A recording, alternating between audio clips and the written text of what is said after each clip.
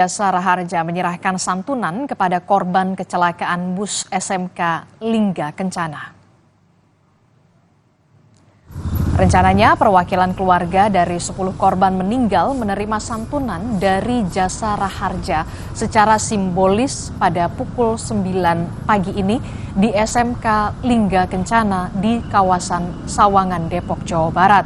Adapun santunan sudah diberikan sebelumnya, sebagaimana ketentuan Jasara Harja memberikan santunan dalam jangka waktu 1 kali 24 jam usai kejadian.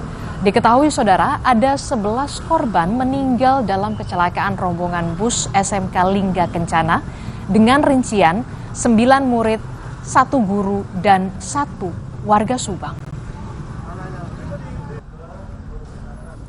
Informasi terkini kita tanyakan langsung kepada jurnalis Kompas TV, sudah ada Renata Panggalo di SMK Lingga